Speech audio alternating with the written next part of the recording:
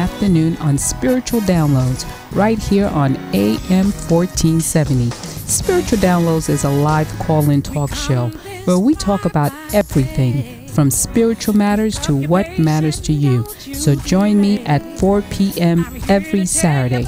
I'll be waiting to hear from you. The opinions expressed on the following sponsored program are strictly those of the host, guests, and callers, and not necessarily those of this station, its staff, management, or sponsors. You are listening to Connections, a place to learn about and celebrate creative approaches to healthcare, education, and wellness. Each week, we explore new ways that creativity can reach and connect individuals in all stages of health and wellness.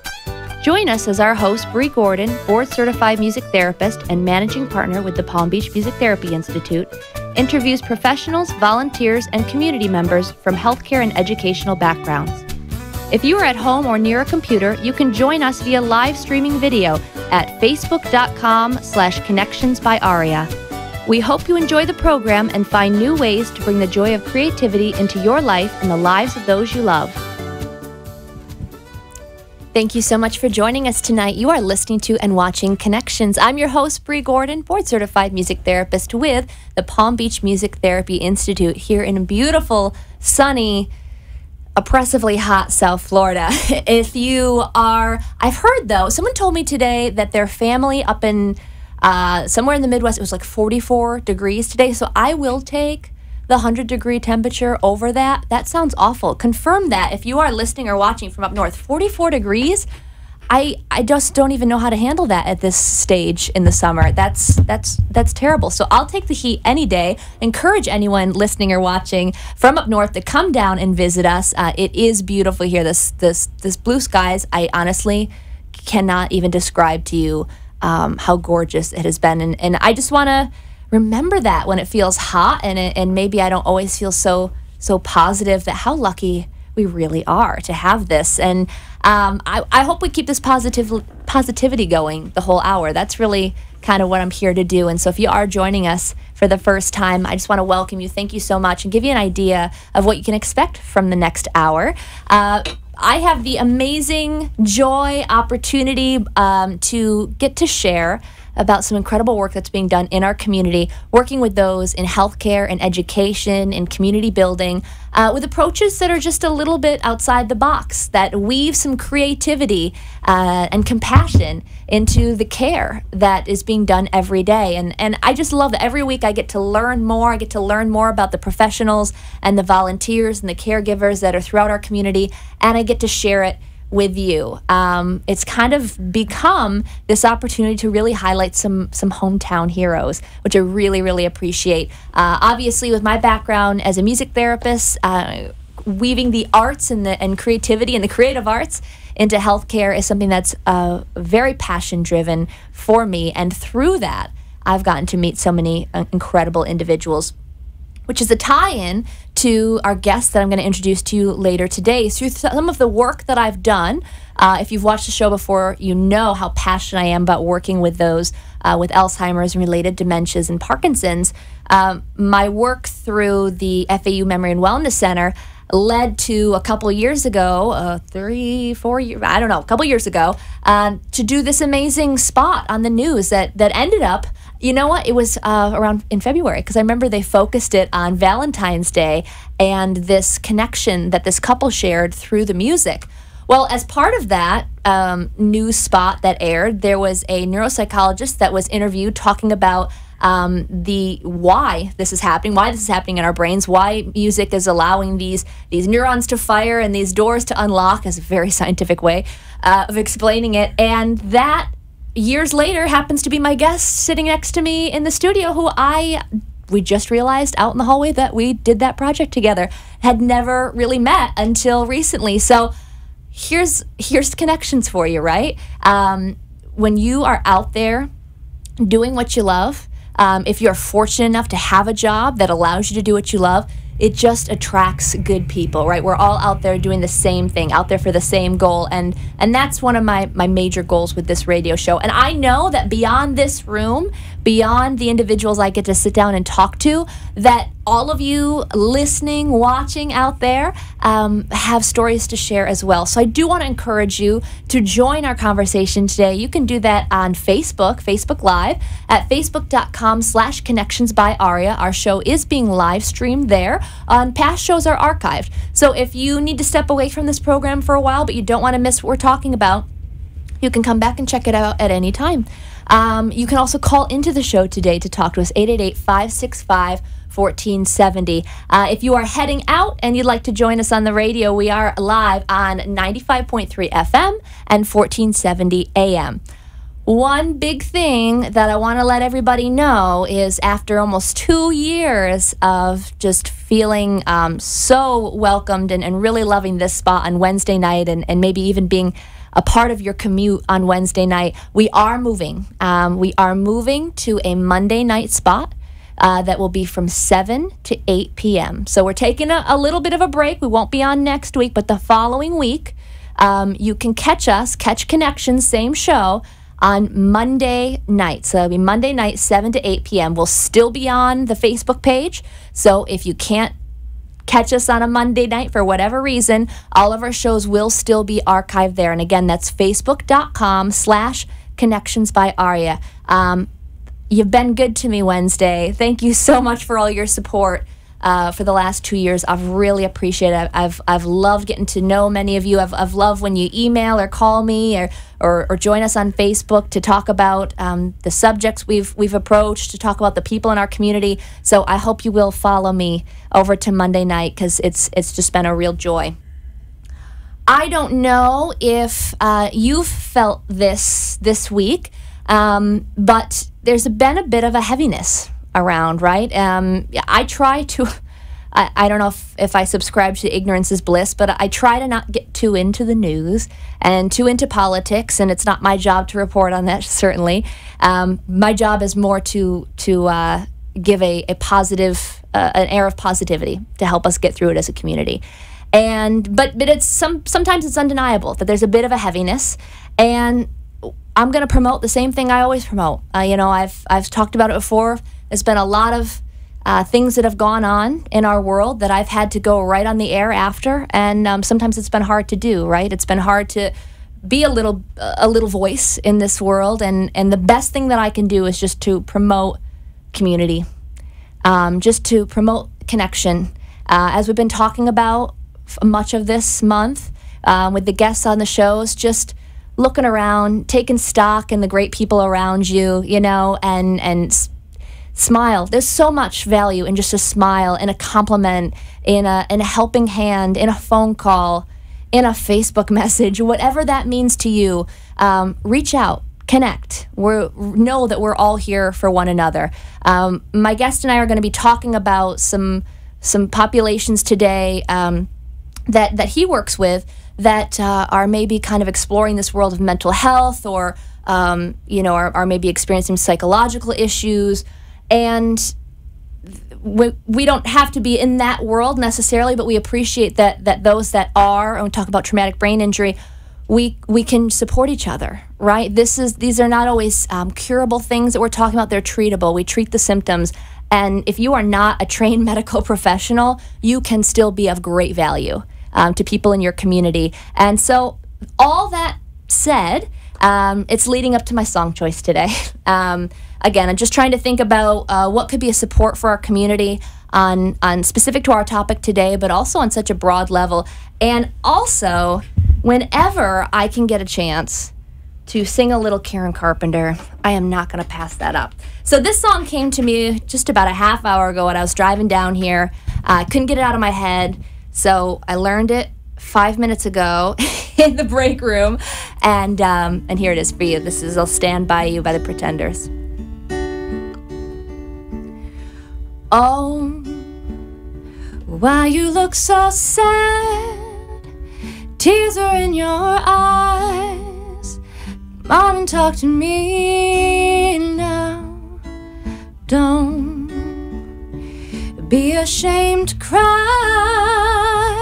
Let me see you through, 'cause I've seen the dark side too. When the night falls on you, you don't know what to do. Nothing you confess could make me love you less. I'll stand by you.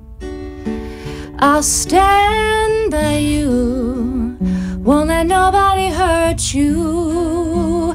I'll stand by you. So, if you're mad, get mad. Don't hold it all inside. Come on, talk to me now. Hey, what you got to hide? I get angry too.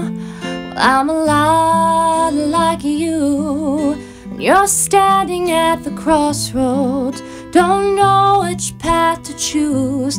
Let me come along, 'cause even if you're wrong, I'll stand by you. I'll stand by you. Won't let nobody hurt you. I'll stand by you. Stick around. We're going to take a quick commercial break. We come back and we're talking to Dr. Rafi Wall, local neuropsychologist in our community. We'll see you in a minute. Are you a music therapist or part of the music therapy community? If so, we're excited to announce Aria. Aria is a mobile app that provides tools, resources, and community for today's modern music therapist. You can plan, implement, and share music therapy interventions with the community, keep track of your schedule and contacts, and learn from other members in our community section. Best of all, Aria is free. Visit arianow.com to get started today. The Palm Beach Music Therapy Institute is a professional music therapy practice serving medical, community, and educational settings throughout Southeast Florida. With our experienced team of 11 board-certified music therapists, we use music and research-based therapeutic interventions to help individuals of all ages and abilities reach their goals and increase their quality of life. For more information on our services and programs, please visit our website at pbmti.com, engage with us on Facebook, Twitter, or Instagram, or call us at 561-747-9944. You are listening to Palm Beach Music Therapy Connections. If you'd like to join the conversation, the toll-free number is 888-565-1470. Now back to the show. Thank you so much for joining us tonight. You are listening to and watching Connections. If you are joining us on Facebook Live, thank you so much. We're at facebook.com/Connections by Aria. If you are not doing that and you are safely home, not driving, not looking at a screen while you're doing something that requires your eyes somewhere else, I just always want to promote that, then please do check us out on Facebook. If you are driving, then we welcome you and are so glad you found us on 95.3 FM and 1470 AM. Again, this is our last Wednesday night show, so thank you so much for following us over the nearly past 2 years. On this night, we are moving to Monday night, going to take a week off, and come back the following Monday from 7 to 8 p.m. So hope you find us over there. All right, with so much joy and pleasure and honor, I'm so excited to introduce our guest to you today, Dr. Rafi Wall. Thank you so much for being here. Thanks for having me. Last minute, I think I gave you a whole 24 hours to prepare for this, so kudos to you. Amazingly, even less time than I actually knew that song, so we're doing great. Again, it's such a pleasure. So I thought we just met last week when you very kindly joined Dr. Todd and Kathy Feld, speech and language pathologist, to do a panel discussion for the Area Agency on Aging on specifically addressing the unique needs of our clients in the community that have neurological or neurodegenerative disorders. But then we found out that we actually were part of this news story together years ago, which was awesome. And I was like, we're representing the same program. He obviously knows about music. He's talking about it. I have no idea who this person is.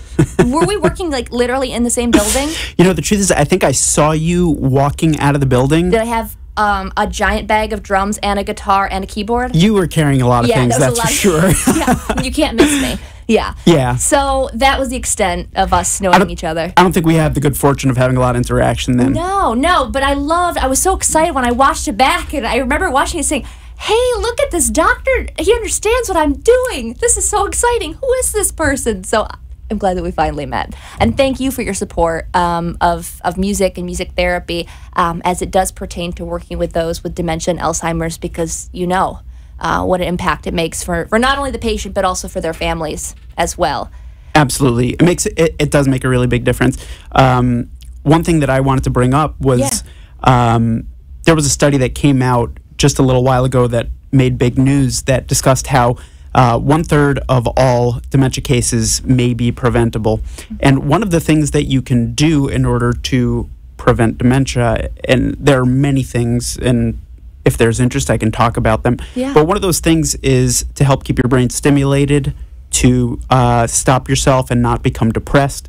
And music therapy can be a really big part of all of that. Not only does it help stimulate the brain, but it facilitates socialization. So yeah, absolutely. I mean, that is huge. You know, my background is working in hospice care, where I was usually seeing my clients at bedside, because for whatever reason, whether it was a physical or you know, literally they had to be moved and someone hadn't moved them out of bed yet, whatever the situation was, they were isolated as a byproduct of their disorder or their disease process, and the isolation was leading to depression. I mean, I just saw that become more and more the care plan I was getting referred for, and so that one-on-one stimulation from the music was of great value. And now that I'm doing more groups than individual, I see that being you know, taken to a whole new level, because now not only am I getting the eye contact or the verbalizations, the vocalizations, but they're connecting with everyone around them as well and playing off each other, which is so cool. This past couple weeks I've been doing some Broadway lyric trivia, and they've had teams, you know, and every group I do is memory based, or the Parkinson's is speech based, but mostly memory. So we're talking with you know, moderate to severe cognitive impairment, and they know these Broadway lyrics, right? It is just in the core of their strongest musical memories, just coming out of nowhere, and then they're looking to each other. Do you think that's right? Okay, yeah, I think it's either this or it's this, and so they're a team. You know, it is so cool to see. Bri, it's so funny you're bringing that up. Someone just asked me recently, they had a friend who was suffering from dementia and was fairly far along in the process, and they didn't know what she was capable of doing anymore because she was barely able to speak. And they had her, she was a beautiful pianist her whole life. They had her sit down at a piano, and it was like nothing had ever happened. Now we're tapping into two things, the muscle memory and that musical memory. You Absolutely. know? Yeah. The musical memory is huge. And if music is such a huge part of your life, it becomes overlearned. And even when other things go, that stays. So it's not that for every single person that would have been the case, but if music is a core part of who you are, and it's something you do every day, and it's something that matters to you, then it's something that's going to stay. See, Mom, I told you. Now you hear a doctor say it. You believe me, right? I know what I'm talking about. You're validating, like, all these things. People say, okay, Bria, we know you love your job. Yes, I know you think you're amazing. It's not me, it's the music. It really is. It's incredible. It is so powerful. I can't say this enough, and I say it ad nauseum, but it is entertaining. Music is entertaining. We use it for entertainment, but that's not its core function. I mean, it is so tied to us. We are rhythmic. Just by being humans, we are musical beings, and so it only makes sense. It may be a new-ish field in terms of research and being formalized, but this is not new. That music is lighting up and engaging our entire brain and finding ways to work around those affected areas. No, school type of genius is not the only kind of genius that exists, as everybody just heard when you took about 5 minutes before the show. And let me tell you, everybody, she was not working on that song before the show. She was talking to me outside. So she must have figured that out even quicker than she was letting on. Again, this is what I'm saying, like, okay, I'm shout out to my mom again, like 20 years of lessons, like I better have something to show for it. If I can do a little pretenders, like, all right, that's good. But thank you, very kind. By the way, if you want to be impressed by things, like, that was nothing compared to, I don't know, have you flashed the ring yet? Ooh. Like, I don't know if should we wait to make sure people hang out and, like, stick around for the remainder of the show? Should we tease it? Oh, maybe. Oh, don't you want to know what we're talking about? We could tease it. Yeah, I think you should tease it. Fair enough. I'm going to hide it for now. What is it? I don't know. And everyone on the radio is like, I have no idea what you're even talking about. I can't see anything. Guys, beyond...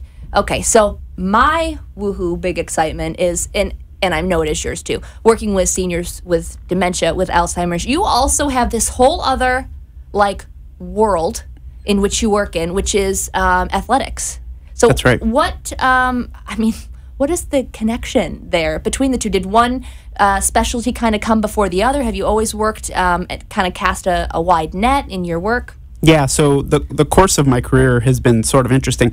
I was always very interested in neuropsychology, and the way to go about doing that is to become a licensed psychologist. Okay. I went to school to become a clinical psychologist, and I became trained as a psychotherapist, as any good psychologist would be. And through the course of my training, I also did a lot of extra specialized training in neuropsychology. Just incidentally, neuropsychology is the study of those conditions. When you're talking about disorders, it's those conditions that affect the brain that also affect your thinking skills and behavior, or they affect your central nervous system in some way. So, for example, there are a lot of neurologic diseases that do not affect your brain and thinking skills. For example, Guillain-Barré syndrome is a neurologic illness that does not affect your thinking skills in any way. That more presents kind of similar to MS, correct? Or it presents somewhat similarly to MS, but MS very frequently spreads to the brain and can cause cognitive impairment as well.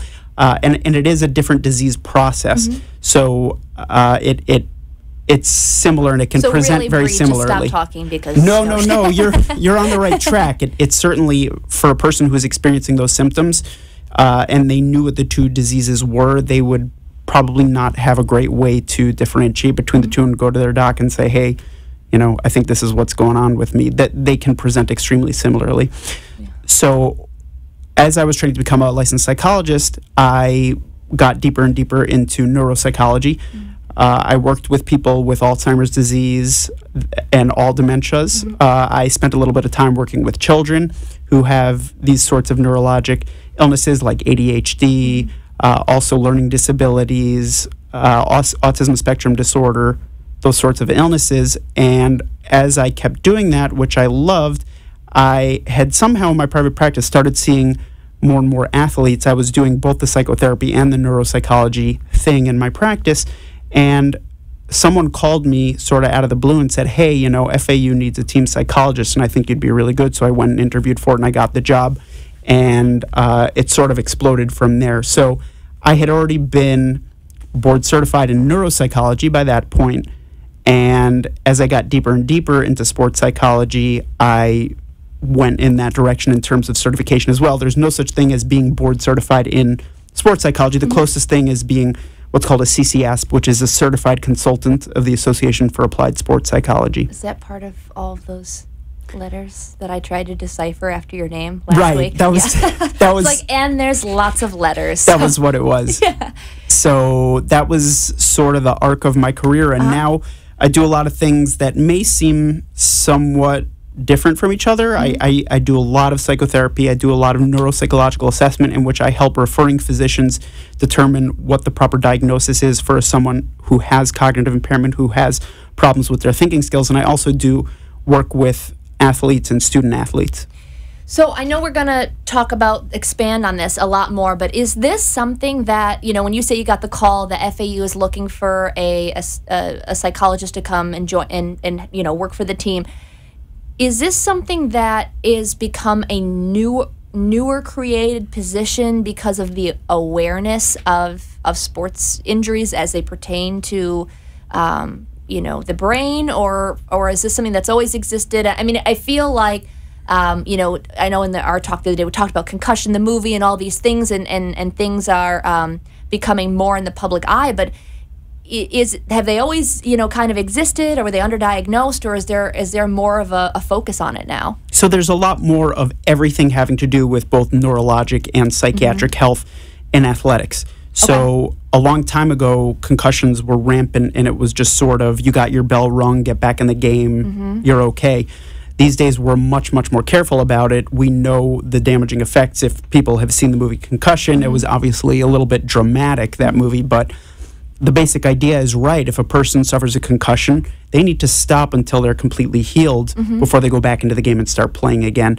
We know a lot more about these things. And with regards to the sports psychology field, it's a relatively new field, the field of sports psychology. So there are a lot of universities and professional sports teams that don't quite know how they want things to be set up exactly. So you'll see it set up a lot of different ways. For example, at certain universities, some universities might have a team psychiatrist and a team psychologist and a team social worker. And a social worker addresses substance use issues, and a team psychiatrist addresses any sort of issue that requires psychiatric medication, and the psychologist handles everything else. Some schools just have a team psychologist. Some teams are still kind of mucking through the whole thing, trying to figure out what the best system is. So do you then, in cases of if you were just a psychologist on the team, would you have a psychiatrist that you would work with, that you refer to? I mean, how does that partnership kind of work within your community, your healthcare community?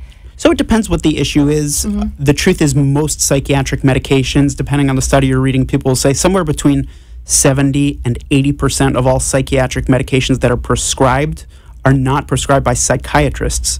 Mostly they're prescribed by primary care physicians, especially when they're medications that are a little bit less complicated to prescribe. So for example, like antidepressants, which generally are considered fairly benign medications. Obviously, you need to have a long talk with your doctor about them. Right. Are fairly benign medications, and a lot of times primary care physicians feel very comfortable prescribing those. In terms of some other medications like antipsychotic medications that can be more complicated, typically psychiatrists are the ones that will handle those. So it really just depends. For our purposes, we have a lot of talented physicians who work around the team, and I can rely on them, and I can work in partnership with them to figure out what the best medication might be if it's a simple issue. But if it's a more complex issue, then we will refer to psychiatrists in the community. I'm glad you brought that up too, just the importance of the team approach. I mean, I know we're talking about athletic teams, but as a medical team, as a healthcare team around these individuals, because oftentimes there are a lot going on. When you're just talking about a social worker and a psychologist and a psychiatrist, I mean, obviously you all have to be communicating with one another to be on the same page to make sure that the individuals we're working with, whether it's athletics, whether it's in a nursing home, whether it's in a children's hospital, that is so important, that interdisciplinary approach. It's crucial no matter what. I mean, my role, I know what my role is. My role as a neuropsychologist, for example, in my practice, is as a diagnostician. What a primary care physician or a neurologist counts on me for is to make an appropriate diagnosis and let them know how I think they should handle things. Then the neurologist and the primary care physician have a massive role as well. They need to manage the care. They're the quarterback on the care, so everything sort of runs through them. I guess, ironically, I'm using a sports metaphor. I love it. Right. That was not on purpose. I can't take credit for it. That was good. That was good. I've been doing like horrible music puns all day, so I like bringing in the sports angle. That's excellent. And sends us off to a break in an excellent way. We're going to expand more on that because there's a lot of work to do in there, and I don't know if I didn't really understand how big of a role a neuropsychologist would have in that and the importance of that. So we're going to unpack that in a little bit. Stick around. We'll be right back from a quick commercial break. Are you a music therapist or part of the music therapy community? If so, we're excited to announce Aria. Aria is a mobile app that provides tools, resources, and community for today's modern music therapist. You can plan, implement, and share music therapy interventions with the community, keep track of your schedule and contacts, and learn from other members in our community section. Best of all, Aria is free. Visit arianow.com to get started today. Mom's fall was a wake-up call. We knew she needed help, but we also knew she'd never leave her home. With jobs and kids, we can't always be there. We weren't sure who to trust to help around the house and make sure she takes her medications. We did our research. The Palm Beach Music Therapy Institute is a professional music therapy practice serving medical, community, and educational settings throughout Southeast Florida. With our experienced team of 11 board-certified music therapists, we use music and research-based therapeutic interventions to help individuals of all ages and abilities reach their goals and increase their quality of life. For more information on our services and programs, please visit our website at pbmti.com Engage with us on Facebook, Twitter, or Instagram, or call us at 561-747-9944. You are listening to Palm Beach Music Therapy Connections. If you'd like to join the conversation, the toll-free number is 888-565-1470. Now back to the show.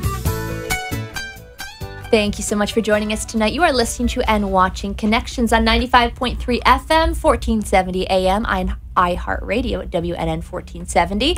And if you are not driving, on Facebook Live at facebook.com/connections by Aria. Again, this is our last Wednesday night show. So please do follow us. Not this coming Wednesday, but the following. We'll be moving to Wednesday night lineup at 7 to 8 p.m. And you can still find our shows on our Facebook page. Again, it's facebook.com/connections by Aria. All past shows are archived there, also stream live there, so you can check out anything you missed. Please, I love when you join the conversation. If you have any comments or questions for myself or my guest, Dr. Rafi Wald today, you can leave those on Facebook Live, or you can call into the show, 888-565-1470. All right, so we almost missed that commercial break because we were deep in this conversation about the role that you play on really these athletic teams. I really was not even aware. It makes total sense, and the importance of it makes total sense, but I wasn't aware of that each team would have a psychologist, a neuropsychologist, whatever the case may be. And you were explaining that, your role in the team is really to give that diagnosis, and then from there, the physician or the neurologist would create the treatment plan. So that's actually, I know I make it a little bit confusing just because I do a few different things. Okay. So in what I do with FAU and Lynn University, which have been tremendous athletic departments for me to work for, I've really enjoyed working there. I work as, again, the team psychologist for both Lynn University and FAU. In my position there, I do a few different things. So one is working as the team psychologist, which is treating depression, anxiety, and other psychological problems. Two is in managing concussions and alongside the other physicians on the team. And three is to help with performance issues. Okay. In my practice, that's more where I serve as the diagnostician. Gotcha. That's my main job. And what I do there is frequently I get referrals from primary care physicians. I get referrals from neurologists, and the question is, hey, what's going on with this person? Is there a dementia here? If there is dementia, what is causing it? Mm-hmm. And what should we do about it? So that's really my role in terms of my practice.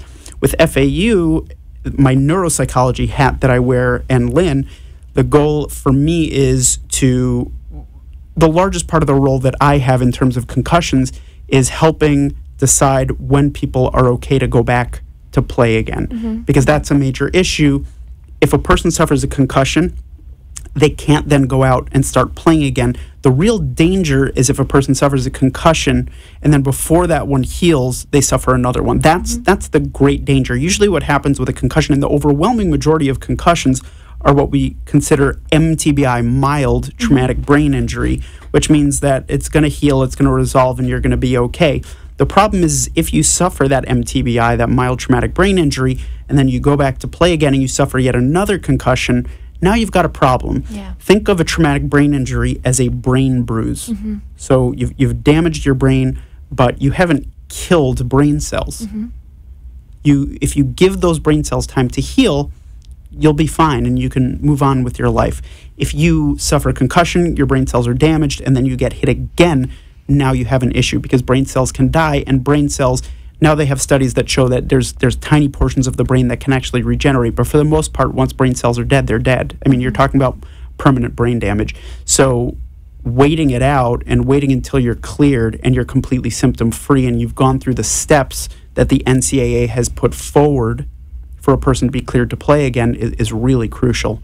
So are you your diagnostic tools? I mean, are you looking at the scans and then also taking, assessments? And I mean, what does that look like? In my role in my practice, brain imaging is very important to me. And one question I get very frequently is people will come into my office and say, well, I had this MRI of my brain and it was negative, so that means I'm okay. I've seen a lot of people in my career, I see it all the time, who have MRIs that are completely normal, but they are having cognitive problems. And I see people who have MRIs that do look like they would be problematic, but in actual life, their everyday life, they're functioning really, really well. The MRI doesn't really tell the whole story. If it did tell the whole story, then we wouldn't need a neuropsychologist like myself. So it's just a part of the picture. It can help me. It's a diagnostic tool that I use, an MRI of the brain. Neurologists will generally send for an EEG, which is, if any of you have ever had it, it's when they put that gunk in your hair and they stick these little electrodes on your head. They mess up your hair and everybody's upset about it afterwards. And then they send for neuropsychological testing with someone like me. So I use all this information, including the person's medical history, the medications that they take, even their social history, the way that they present to me, the way they walk, the way they talk. And I gather all this information together, and based on my training, I can make some kind of a statement with as much certainty as possible as to what I think the problem is, what the diagnosis is, and what we can do to make this person function at their absolute best. So in the role of the athletics, that's making a recommendation, Correct. it sounds like, to whether or not they should continue to play, when they should do that, what they should consider. Is that? That's right, absolutely. So again, in the practice, there's this question of, does this person have dementia? If they do, what's causing it? And what do we do about it? In my role at FAU, and Lynn, it's really more of a question of, we know this guy's got a concussion. This isn't a question of diagnosis. Right. We know what's going on. Maybe once in a while there is a question of whether someone actually suffered a concussion or not, or something else happened. But generally speaking, we know a person had a concussion, and my job is to say, I'm looking at this person's cognitive testing, or I'm looking at them and talking to them, and I'm seeing this, which tells me that I don't want them to start what we call the return to play protocol, which kind of eases them back into the place where they're ready to play in a game. So that's really my role. I work also hand in hand with the head team physician and the other physicians to make determinations about people when they've suffered concussions immediately afterwards. I don't imagine that that's an easy conversation to have, especially if you are talking to someone who, has come on scholarship and this is their path, and making a recommendation that's, not super positive. How has that been received? How do you go about that conversation? So it really depends on the person. And I think you'd be surprised, because I think that we at FAU, the medical staff, the head team physician, and all the other physicians that work with us and myself, I think we all, if I can toot our horn collectively, then I think we do a really good job at educating those student athletes. Football is obviously where we see the most concussions, but we see them in almost every sport. I think that we do a really good job educating them on why we're making the decision that we're making. In other words, okay, you got to take off your shoulder pads because, we think you've suffered a concussion. Really, that's the head team physician manages that. And then my job a lot of times is to say, I don't think you're ready to go back to play, and here's why I'm concerned. There definitely are people that get very, very upset. Nobody in my career has really lashed out and been raging angry towards one of us. Obviously, you see a lot of frustration. Sure. A lot of times, the student athlete themselves will say, "Yeah, I know something wrong is going on here. I don't think I should be back on that field," even though everything in their gut and their whole lives they've been working towards this. What can be a difficult conversation, though, is when we have a student athlete who suffered multiple concussions and it's time to start talking about not playing football anymore, not playing whatever sport anymore. There's a quality of life issue. Yeah. So that's a conversation we have to have once in a while and say, this is your fourth concussion. I think we need to start talking about life after football or life after whatever other sport it is. Yeah. And I mean, is that something that you have a role in, kind of maybe transitioning them to someone they can follow up with? Because again, I'm sure, depression, isolation becomes a factor in that. Right. So with these sorts of issues, in terms of disqualification of a person because they've had concussions, I really follow the head team physician's lead. Again, he's the quarterback, right? So I follow his lead. That is generally something that I will deal with. Yeah, there's when people get disqualified for having concussions or whatever reason, I'm generally involved because, that can lead to a lot of problems with depression and anxiety. With FAU specifically, and a lot of these football players, FAU's got several former players right now that are in the NFL, and believe me, almost everybody that's on that team right now, there's over 100 guys on the team. Some of them are scout team, and they're not going to play this season, but there's a lot of guys on that team, and almost all of them dream about playing in the league. Sure. And you don't want to be the one to take that away from them. Yeah. And when, even if they realize that it's the right thing, it's a very difficult thing because you're taking away a dream. Yeah, I can understand that, and I mean, I just think in my relative to my world, you know, in musician world, and as a vocalist, I don't know what I'm paranoid totally of vocal nodes. You know, you see all of these artists. I am like overly cautious about vocal health. I literally have taught like 8-hour courses on vocal health because I'm so paranoid about, because look at careers. Just I mean, not that I'm doing any world tours anytime soon, but that is my job is my world tour, right? This is what I want to do. This is what I love, using my voice to reach people, to be with people, to help people. I don't know what I would do if I didn't have my voice. Right. You know, so I can understand that. I really can. I feel like it may be a benefit, as scary as it is to hear, that there is more of a spotlight on the effects of this later in life. We talked about the concussion movie, and you know, obviously that has a bit of Hollywood magic in it, but I wanted to bring up, I know we're going to cut to a commercial, but after that, studies that you've mentioned, that brains that have been donated to science and reviewed afterwards, and I can't think of the name of the player now. You may know, I'm a big Buffalo Bills fan. I know one of our former players, it was a big story in the last year. He's in his, you know what I'm talking about? O.J. Simpson? No. Is that who it was? No. No. Not who I was talking about. That's really funny. There was some story in the news about him. No, it was some minor story. You may have heard of him. I can't think of the player, but it was kind of a profile on him later in life. I believe he's in his like 50s, 60s now, and his life living with you know, the complications that he has as a result of the concussions that he suffered during his time. Was that Daryl Talley? Is that who it was? Yeah, I think so. It's not O.J. Simpson. Okay, so we're gonna cut to. Okay, that was yeah. really Sorry funny. about that. Hey, was, you know, when I think of Bills in the news, that's what I think of. Yeah. We have some nice things too, like Jim Kelly, you know? Sure. Sometimes we're in the news for good things. Okay, so we're going to take a quick commercial break. We come back, we're going to continue on this topic because it's just, I mean, I think it's growing in awareness, and it's something that we should be talking about. So stick around, be right back. Are you a music therapist or part of the music therapy community? If so, we're excited to announce Aria. Aria is a mobile app that provides tools, resources, and community for today's modern music therapist. You can plan, implement, and share music therapy interventions with the community, keep track of your schedule and contacts, and learn from other members in our community section. Best of all, Aria is free. Visit arianow.com to get started today. The Palm Beach Music Therapy Institute is a professional music therapy practice serving medical, community, and educational settings throughout Southeast Florida. With our experienced team of 11 board-certified music therapists, we use music and research-based therapeutic interventions to help individuals of all ages and abilities reach their goals and increase their quality of life. For more information on our services and programs, please visit our website at pbmti.com. Engage with us on Facebook, Twitter, or Instagram, or call us at 561-747-9944. You are listening to Palm Beach Music Therapy Connections. If you'd like to join the conversation, the toll-free number is 888-565-1470. Now back to the show.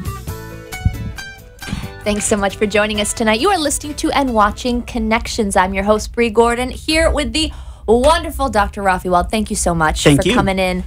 I really want to do like another like a pitch hitter. Is that a thing? A pinch hit? Sure. Oh, yep. I didn't know what that was, but it was like when it's like a last minute thing, maybe. Sure, like a walk-off grand slam, maybe. I don't something know what those like words that. mean. I just thank you for coming in at short notice. I'm just not going to use sports metaphors anymore. Thank you, I appreciate it.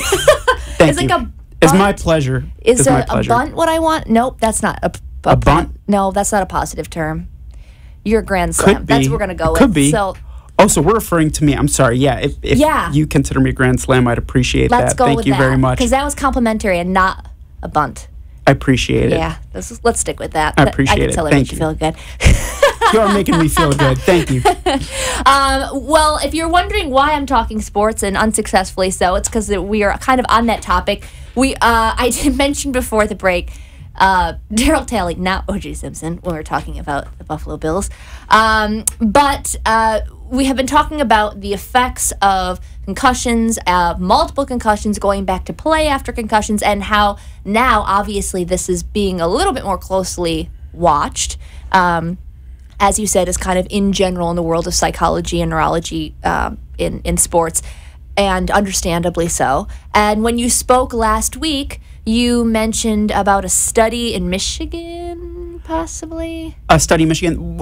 There's actually, the study is going on at Boston University. Okay, see, that's up there. Which is, Massachusetts is what I meant. Somewhere near there. And if I remember it correctly, now that it's come out, they now have, I believe, it's either 110 or so or 120 brains of former athletes that were suspected to have CTE, which a lot of people have heard about in the news, CTE, chronic traumatic encephalopathy. So they have the brains, those people who had suspected CTE had donated their brains.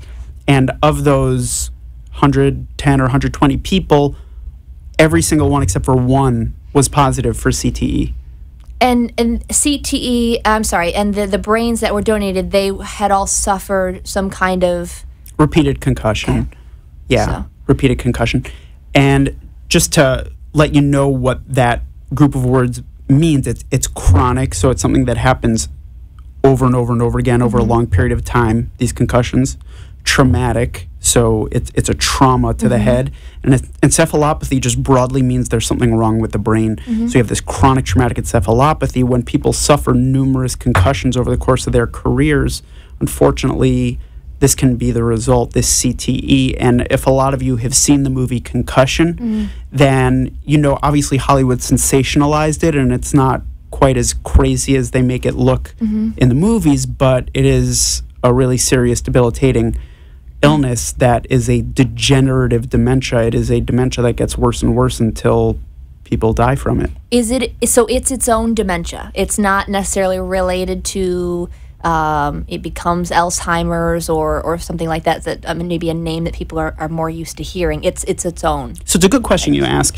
When we talk about which dementia a person might have, whether it's, just to clarify, take a further step back, dementia is an impairment in your cognitive functioning. That's the definition of it. You have an impairment in your memory and one other cognitive skill, like your ability to focus, your ability to see things in space. It's a description of a cognitive impairment.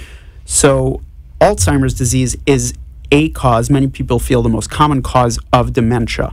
Alzheimer's disease represents a certain kind of a pathology, a certain kind of abnormality that appears over and over and over again in the brain that kills brain cells. The next most common cause of dementia is vascular dementia.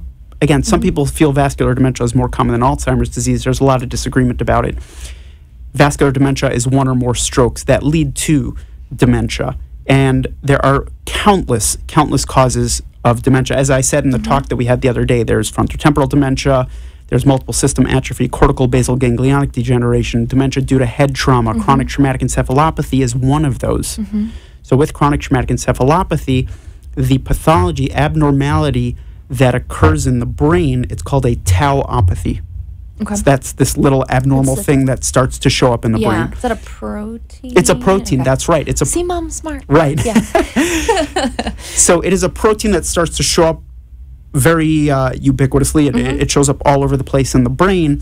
The difference between that and other dementias that are also have this tauopathy is the way that it sort of places itself in the brain and the locations in the brain that they group themselves. Gotcha. So it does present a little bit differently, but one thing that complicates everything is that if a person has dementia, let's say Alzheimer's disease, and they live for long enough, let's say a person is diagnosed with Alzheimer's disease, they live for 10 years, and then a pathologist looks at that person's brain to determine exactly what form of dementia they had. if a person lives long enough, typically many other sorts of dementia will jump in and join into that problem. Which makes your job a little bit harder. It makes my job a little bit harder, especially when people come in when they're further along. Sure. When people are earlier on, and it's the primary issue, can be pretty clear to me that, okay, this is a person that has Alzheimer's disease. But again, if that person, the average life expectancy for a person after first diagnosis with Alzheimer's disease is 8 to 10 years. So if a person lives long enough, then usually the pathologist is going to find a lot of different things wrong with the brain, unfortunately. CTE is no different. If a person with CTE does make it long enough, the pathologist is going to find a lot of things wrong with the brain, including CTE. So what I'm hearing, am I making sense here? No, you are absolutely. Okay. You are absolutely. Okay, good. And I mean, for what I am able to comprehend, yes. but what I am hearing you say in whether we're talking about mild traumatic brain injury, CTE, Alzheimer's dementia, whatever's going on, early diagnosis is the key. Early diagnosis is really important for a lot of reasons. There are some treatments available. A lot of you know about Aricept and Namenda, which are medications that are used to help people with Alzheimer's disease that have memory problems, but there are a number of there are a number of reasons to get the diagnosis as early as possible. First is we know which things we can do for you that will help prolong the progression of the disease as much as possible. We know that if you have a specific kind of a dementia, now we know what to expect, so we know what kind of symptoms we're going to have to deal with, right? Yeah. You can also start to plan, and your family can know what to expect. There's numerous benefits to getting the diagnosis. Yes, it's true, we don't have a cure for Alzheimer's disease, and we don't have treatments that set the world on fire. We do have a couple, and science is really going after it and really trying to find more and more treatments that are better than the ones we have today, because our society is aging and there are going to be more and more people with Alzheimer's disease as we go on. For sure.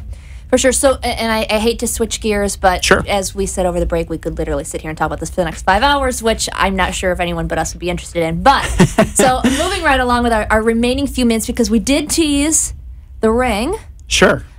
You mentioned earlier, obviously football is what a lot of people think of when they think about this need for maybe the psychology, the neurology to step in. But you're also aligned with a sort of well-known baseball team that may or may not have just won a World Series. Yeah, I've been really, really fortunate that I've been working with the Chicago Cubs for the past couple of years. So I got this. Oh, see, if you are home, you need to get on the Facebook Live right now. That's a real thing. Yeah, I mean it's not the one that the players get. Obviously, it's It's not something I could get. It's the dorky doctor one, but it's still it means a lot to me. So it's been pretty neat. And the role that I have with the Cubs is different from what I do with FAU and Lynn. It's different from what I do in my practice. What I do for them is sort of help them understand their prospects, the people in high school and college that they're considering drafting, and what issues, what might be their strengths, things that are really going to be an asset to their numerous minor league affiliates and the big league club, hopefully someday. But what are the things that they should be concerned about? Yeah. So that's one of the things that's another thing that I do as well. So would you just flew up there to travel between? I am never in Chicago. If I go to talk to them, it's in Arizona, because their main complex for all the minor league related stuff and draft is in Arizona. Is that private information? Do I have to be killed because you've told me that now? Definitely. Okay, perfect. So this is the kind of things, the late breaking things that we expose on the show. No, that's incredible. What an opportunity to have that, and especially last year. That's amazing. In our remaining minute, I don't know how that happened. You have some cool things going on with your. You have a website launching and a Facebook page launching. So it's not active now, but this time next week. Yes, people can find you. I'm told it will definitely be up by then. So on Facebook, it's at Dr. Rafi. It's at DRRAPHI. Okay. So I'd really appreciate it if you guys would come check out the page, because they're doing an amazing job setting it up. The website is drrafiwald.com. It's DOCTORRAPHIWALD.com. So I'd love it if y'all could check it out. Awesome. And you are tagged in the Facebook Live video, so if anybody, I haven't checked it yet, but if anyone has questions or comments from there, we'll connect you from there. But again, his Facebook page, his website's going to be out next week. Thank you so much for your time and for this conversation. I learned a lot, and I hope that we can have this conversation again sometime and expand, because I know we have a lot more to talk about. You make it easy. Thank you very much. No, it's my pleasure. It's my pleasure. Thank you so much. We will see you not this coming Monday, the following Monday night, 7 to 8 p.m., but we'll still be on the Facebook Live channel. So have a wonderful week, everyone, and we'll see you soon. Thank you for listening to Connections. We hope you enjoyed today's program and discover new ways to bring creativity into your home or place of work. If you have any questions for our host, Bree, or today's guest, please email them at bree@pbmti.com or call at 561-747-9944. Thank you for sharing the music with us.